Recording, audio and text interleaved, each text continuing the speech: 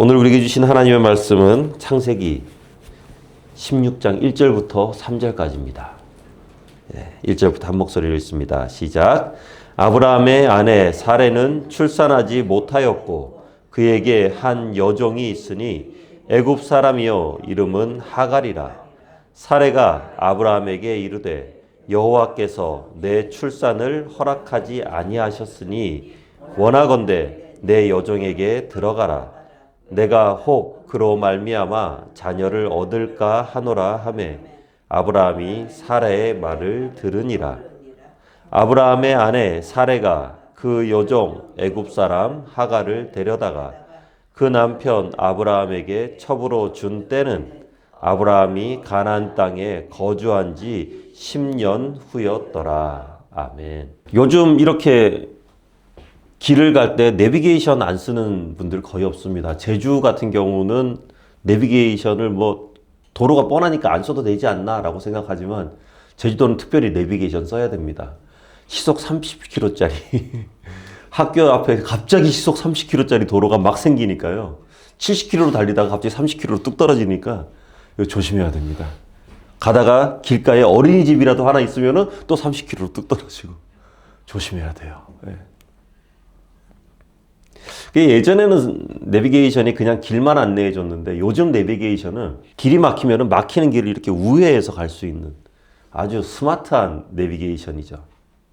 전방에 차량이 정체 중이니까 이쪽으로 가면 훨씬 시간이 절약됩니다. 이렇게 안내합니다. 사실 저는 내비게이션 말 잘 안 듣습니다. 제 마음대로 이렇게 가고는 하는데 그래도 한 번씩 내비게이션이 가라고 할 때 오늘 한번 말 들어볼까? 하면서 그 내비게이션 아가씨의 말을 잘 들으면은 또 빨리 갈 때도 많이 있어요. 생각보다 다른 사람들보다 빨리 도착합니다. 그런데 예전에 내비게이션이 없을 때는 어떻게 했나요? 어디 가려면은 보통 일반적으로 차를 사면은 영업사원들이 차에다가 이런 두툼한 지도책 하나씩 꽂아줍니다. 각 시, 도, 그리고 고속도로 이런 책들 꽂아줍니다. 그러면은 차가 막히기 시작하면은 어차피 앞차 안 가고 있으니까 책 딱 꺼내는 거예요. 혹시 우회 도로가 있나? 그러다가 우회할 수 있는 도로 딱 찾으면 얼마나 기쁜지 몰라요. 그쪽으로 갑니다. 그런데 갑자기 이상한 길이 나오기도 합니다.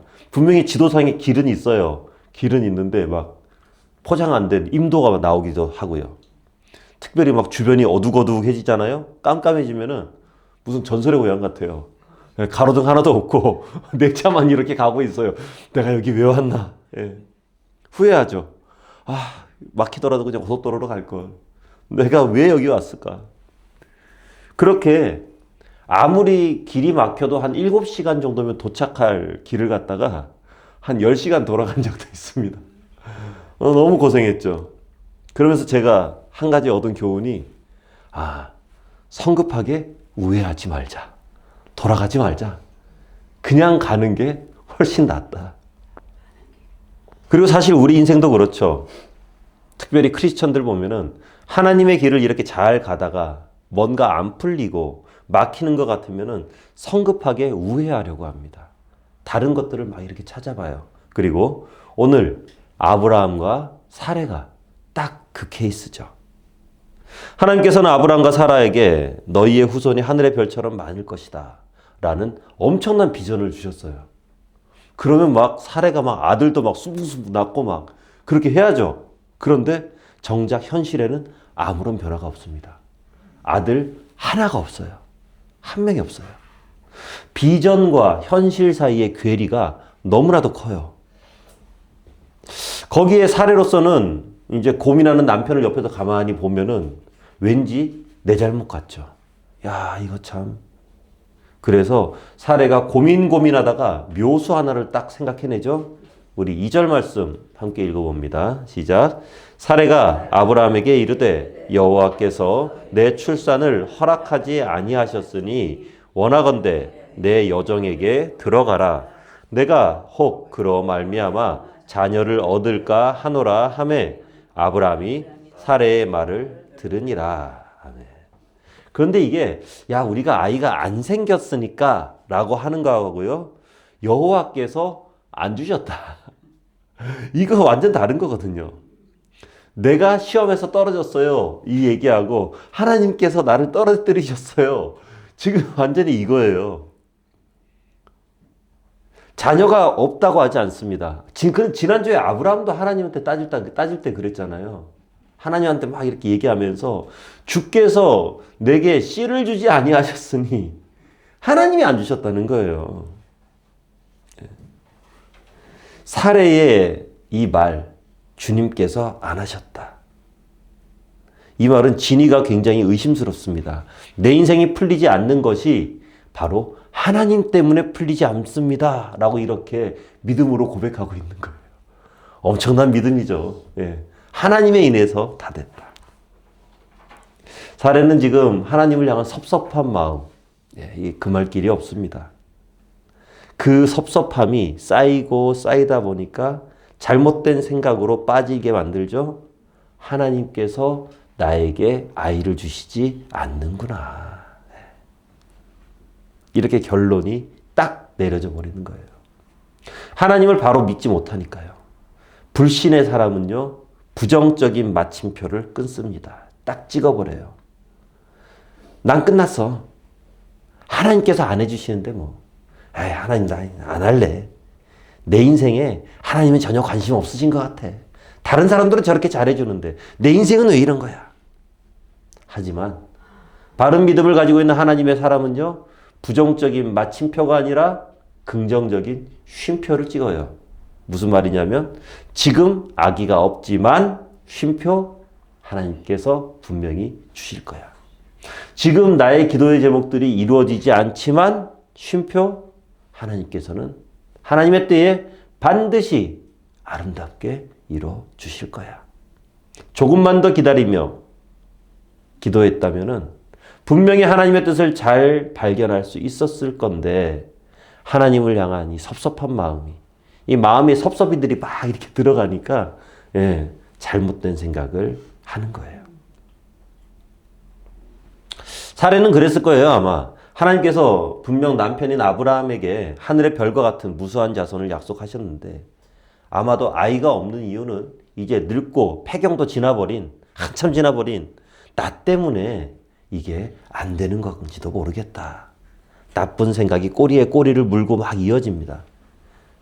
남편인 아브라함이 믿음의 조상이 되는 거지 내가 믿음의 조상이 되는 거는 아니잖아. 그러다 보니까 고대 근동지방의 관습에 따라서 종인 하갈을 통해서 아이를 출산해도 결국 아브라함은 믿음의 조상이 되는 거예요. 결론적으로는 그렇게 되는 거예요. 하나님의 뜻이 이루어지는 거예요. 아무튼 그렇게 하더라도 아브라함의 자녀니까. 이게 우리도 충분히 생각해 볼 만한 옵션이죠. 아, 이렇게 하는 것도 어차피 결과는 똑같은 거 아니야? 라고 생각하는 겁니다. 하지만 성도들은요, 힘들 때일수록 하나님의 생각을 함부로 해석하면 안 돼요. 딱 그냥 정도를 따라 가야 됩니다. 일반적으로 힘들 때 우리 나름대로 해석하는 하나님의 뜻은 오리지널 뜻이 아니라 내가 원하는 것들을 합리화시키는 수준으로 끝날 경우가 너무나도 많기 때문이에요. 이렇게 잘못된 생각을 막 하다가 하갈이 딱 눈에 들어오죠. 와, 이게 참 그렇습니다. 우리가 묵상하고 하나님을 향한 온전한 믿음을 가지고 이 세상을 살아갈 때는 하나님의 비전이 우리의 눈에 딱 들어와요. 하나님의 꿈이, 이 땅을 향한 하나님의 마음이 우리 눈에 딱 들어와요. 그런데 우리가 믿음을 잃고 현실의 문제를 묵상하기 시작하고 다른 것들을 바라보면요, 하갈이 눈에 딱 들어옵니다. 하갈이 눈에 딱 들어요. 그것도 아주 괜찮아 보여요. 아유, 애 잘나게 생겼는데. 아주 상당히 괜찮아 보입니다. 무엇을 보느냐도 중요하지만 어떻게 보느냐는 더 중요하잖아요. 늘 곁에 두었던 하갈이 그날따라 왜 그렇게 보이는 거야? 믿음의 눈으로 바라보는 것이 아니라 하나님에 대한 상처로 왜곡된 눈으로 세상을 바라보니까 세상이 달리 보이는 거죠. 내가 어떤 마음으로 보느냐에 따라서, 내가 어떤 눈으로 보느냐에 따라서 같은 장면도 그에 대한 해석이 완전히 달라지잖아요. 왜 그렇습니다. 이 팔에 깁스하고 다니면은요, 이 길거리 돌아다니거나 운전하고 딱 하면은 팔에 깁스한 사람밖에 안 보여요. 그거 정말 희한해요. 예. 평소에는 이렇게 임신한 여자분들 안 보이거든요. 근데 옛날에 아내가 우리 아이들 임신해서 이렇게 배가 이렇게 나와 있을 때는요, 임신한 사람들밖에 안 보입니다. 운전해서 이렇게 다니면은 그 사람들만 눈에 쏙쏙쏙 들어와요. 희한한 거예요, 그게. 내 마음에 따라서 눈에 들어오는 것이 완전히 달라지더라고요. 사례가 이런 불신의 마음을 품기 전까지는 이 하갈은요, 아주 충성스러우면서 스마트한 자신의 여종이었어요. 몸종이었어요. 이상한 마음을 갑자기 품으니까 그 예쁜 몸종이 뭐로 보여요? 대리모로 보이는 거예요. 갑자기 그렇게 보이는 거죠. 이용해 먹으려는 거예요. 사람을 바라보면서 축복의 대상으로, 은혜의 대상으로 바라보는 것이 아니라 사람을 바라보면서 나의 현실을 만족시킬 대상으로 사람들을 이용해 먹으려고. 결국 이 하갈이라는 것은 우리가 선택할 수 있는 인간적인 수단인 거예요. 인간적인 옵션이죠. 하나님을 불신하기 시작하면은 하갈이 눈에 들어오기 시작합니다. 하나님을 믿지 않으니까 그 하갈을 동원하려고 그래요. 왜냐하면 내 나름대로 빨리 우회해야 되니까. 그리고 결정적으로요, 2절 하반절을 딱 보면은 아브라함이 사레의 말을 들으니라. 예. 이 부분 보면서 어떤 남성 우월주의자들은 또 이렇게 말하기도 하죠. 이것 보십시오. 성경에 나오는 모든 불행의 씨앗은 일단 여자로부터 시작합니다. 아담도 그랬고, 아브라함도 그랬고, 이 여자로부터 안 돼, 여자. 막 이렇게. 그런데 절대 그렇지 않습니다. 이 남자라는 생물들은요, 마음에 없으면 죽었다 깨도 안 움직여요. 마음에 없으면 안 해요. 마음은 먹고 있었는데, 차마 행동에 못 옮기고 있었는데, 아내가 와서 말을 하니까 못 이기는 척 움직이는 거죠, 지금. 아담이 진짜 하늘이 두 쪽 나도 나는 선악과 따먹기 싫었는데 하와가 막 협박하고 강압하고 나 집 나가버린다, 당신하고 안 살 거야 하면서 억지로 먹인 거예요? 아니에요. 아담도 마음에 있었던 거예요. 저 선악과 괜찮아 보이는데 나도 저거 한번 먹어볼까? 근데 하와가 그렇게 얘기하니까 그래, 야 이거 괜찮을라나 몰라 하면서 이렇게 먹는 거죠. 사례만 대리모로 생각하고 있었던 것이 아마 절대 아니었을 겁니다. 당시 고대 근동지방 너무나도 당연한 풍습이었기 때문에 당연히 아브라함도 생각하고 있었을 거지만 아내 눈치 보여서 하지 못하고 있었던 거죠. 그런데 아내가 먼저 얘기해 주니까 아브라함 입장에서는 어때요? 땡큐예요. 예, 하는 거죠. 가끔씩 그런 분들이 있습니다. 내가 누구 말 들어서 이렇게 됐다. 그 사람이 나 꼬여서 이렇게 했다. 나쁜 사람들이 꼬여서 그렇게 했다. 내가 사기당해서 그렇게 했다. 그런데 그 사기를 왜 당해요? 욕심 때문에 사기당하는 거예요. 당하는 분들 보면은 다 욕심이 있어요. 내가 하고 싶었던 거죠. 마지막 결정은 결국 내가 하는 거거든요. 그리고 사례도 나쁜 마음으로 시작한 거 아니잖아요. 목표는 아주 좋습니다.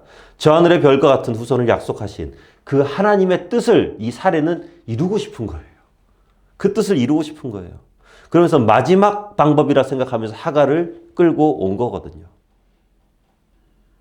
여기서 우리는 굉장히 중요한 영적 교훈 한 가지 얻게 되는데요. 바로 하나님의 비전을 이루기 위해서 세상의 방법을 끌어들여서는 안 된다는 것입니다. 많은 크리스천들이 하나님을 향한 위대한 비전을 갖습니다. 그런데 그 비전을 이루기 위해서 무리수를 둬요. 하나님의 비전이죠. 하나님께서 원하시는 거죠. 하나님께서 이루고 싶어 하시는 거죠. 그런데 그것을 내 방법으로 이루려고 합니다. 내 스타일대로 하나님의 비전을 이뤄나가고 싶어 해요. 하나님의 꿈은 하나님의 방법으로 하나님의 시기에 맞춰야 되거든요. 하지만 하나님의 일을 내가 더욱더 열심히 하겠다. 이 세상을 움직일 만한 파워풀한 크리스천이 되겠다라는 일념으로 사업을 아주 열심히 합니다. 그렇게 사업을 열심히 하다 보면 어때요? 피치 못할 사정으로 접대 골프도 한 번씩 쳐야 돼요. 그리고 유흥가도 한 번씩 손님들 데리고 가야 돼요. 그러다 보니까 예배에 빠지기 시작하고, 그리고 크리스찬들이 있기에는 좀 부적절한 그런 장소에 자꾸만 본인이 나서서 막 사람들을 끌고 다닙니다. 그러면 그렇게 막 하면서도 나중에 뭐라고 하냐면은 내가 이거 모든 것들 하나님의 이름을 높이고 하나님의 영광 올리고 싶어서 그렇게 하는 건데 내 일은 왜 이렇게 안 되는 거야? 꿈과 비전은 너무나도 좋은데 방법이 안 좋은 거예요. 방법이 안 좋은 거예요. 하나님의 이름을 영화롭게 하는 건 너무나도 좋지만 그것을 위해서 예배를 빠진다. 이게 과연 옳은 것인가? 하나님의 꿈을 이루면서 그 방법과 때가 하나님의 것이 아니면 그것은 하나님을 영화롭게 한다기보다는 내 욕구와 그리고 내 욕망을 충족시키기 위한 것일 가능성이 아주 농후합니다. 사실 세상적인 방법으로 봤을 때는 이 살해의 방법은 아무런 문제가 되지 않아요. 아무런 문제가 되지 않아요. 고대 근동지방에서 한 여성의 완성은 아이를 출산함으로 이루어집니다. 만약에 그것이 여의치 않으면 몸종을 통해서라도 아이를 출산하고 가문을 위한 출산을 하는 것이 당연하다.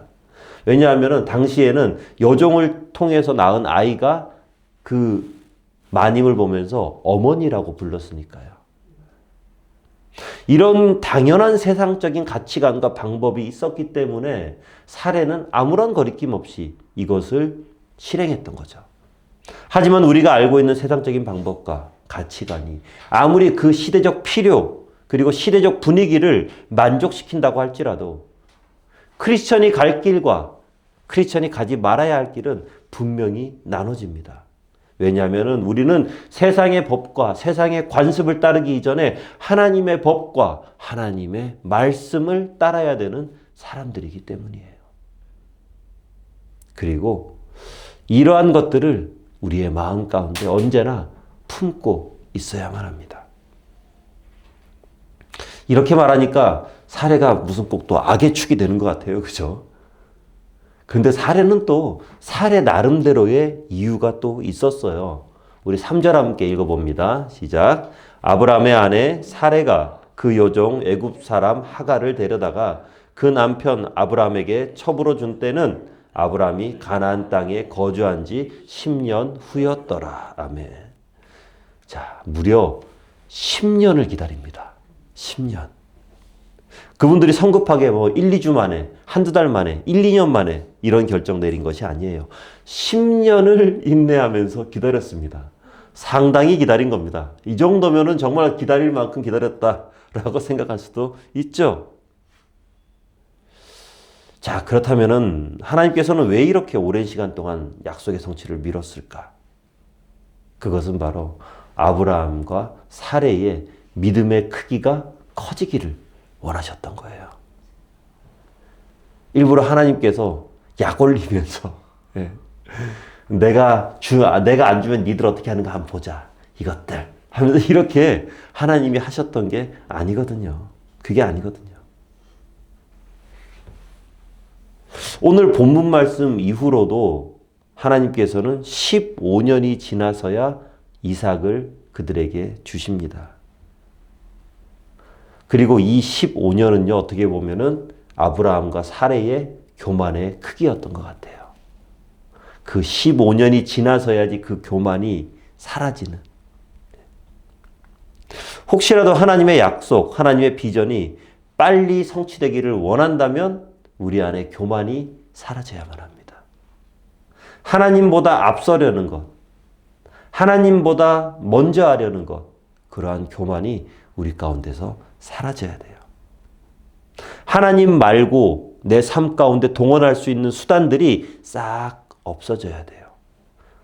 인간적인 수단이 없어지고 온전히 하나님과 나만 남았을 때 비로소 하나님의 일하심을 볼 수 있는 거죠. 그리고 그분의 약속이 우리 안에서 이루어지는 것입니다.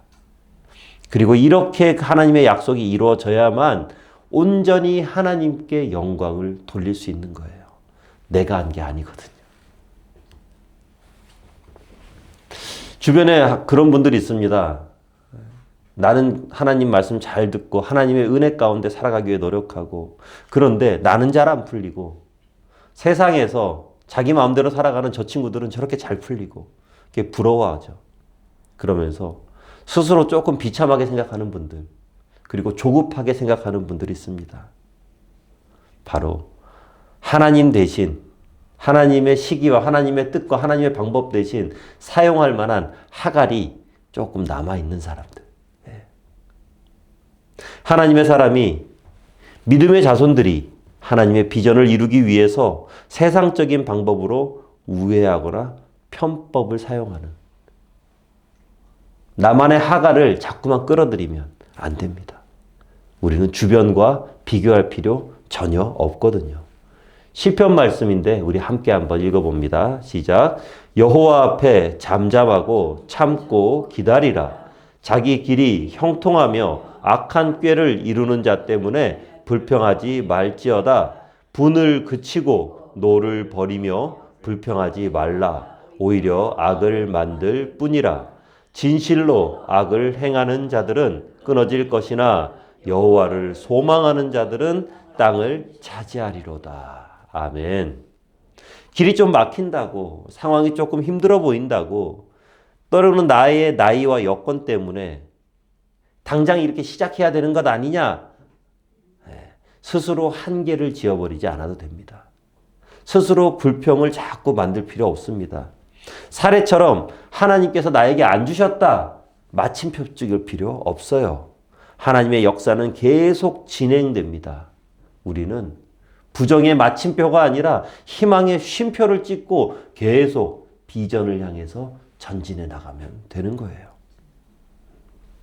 모든 사람이 인생의 마침표라고 말하는 죽음마저도 예수님께서는 부활로 완전히 깨버리셨거든요.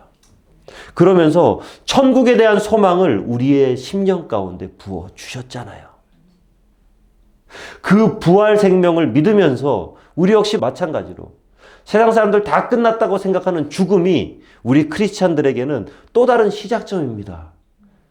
나그네 된 삶을 끝내고 천국의 삶이 시작되어지는 그런 복된 시간이 바로 또 그 죽음의 쉼표예요. 마침표가 아니라는 거예요. 사람들은 자꾸 절망적으로 마침표를 찍으려고 합니다. 안 돼. 끝났어. 모든 것이 끝이야. 사랑하는 성도 여러분, 혹시 이런 절망의 마침표로 나를 바라보고 있지는 않은지, 그 절망의 마침표로 우리 주변을 바라보고 있지는 않은지, 부디 절망의 마침표가 하나님의 희망의 쉼표로 바뀌시기를 주님의 이름으로 축원합니다. 하나님께서 우리에게 이렇게 말씀하시죠. 너는 끝나지 않았어. 지금 깜깜한 밤일지라도 잠시 후면 분명히 새벽이 찾아올 것이고 아침 해가 너를 비출 것이다. 저와 여러분을 향한 하나님의 음성입니다. 기도하시고 간절히 구할 때 하나님께서는 빛으로 우리에게 찾아오실 것이고 끝이 아닌 또 다른 시작을 우리들에게 보여주실 거예요. 어렵고 힘들 때일수록 하늘문을 열고 하나님의 음성을 기다려야 됩니다. 혹시 지금 답답하고 어려움에 있다면 오히려 기도의 자리를 사모하시기 바랍니다. 기도의 사람은 절망하지 않거든요.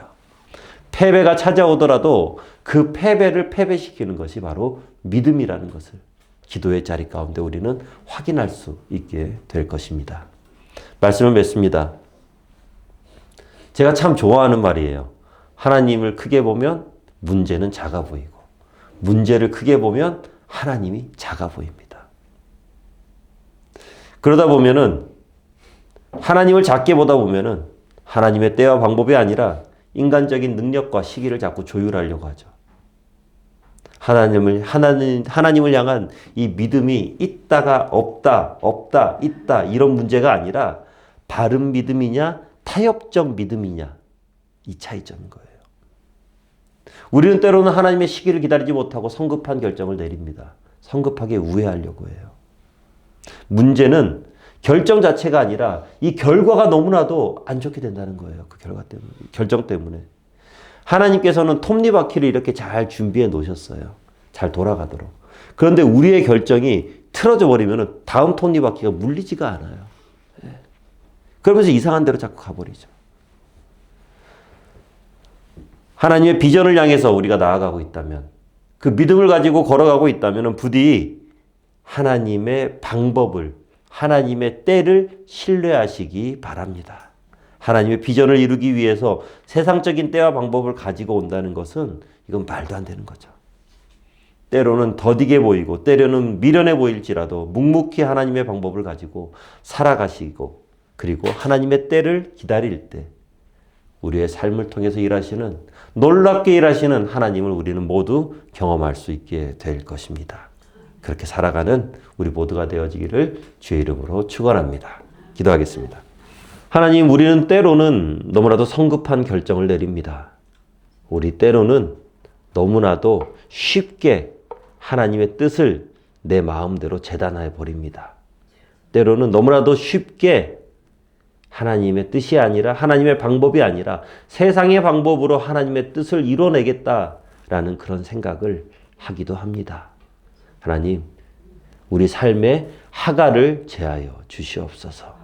하나님 이외의 방법들이 없어지도록 하시고 오직 하나님 붙들고 하나님 의지하며 하나님만 믿으며 그 하나님의 귀한 역사 가운데 그 역사를 바라보며 살아가는 진정 복된 생활이 우리의 삶의 모습들 다 되어지도록 하여 주시옵소서. 예수님 이름으로 기도합니다. 아멘.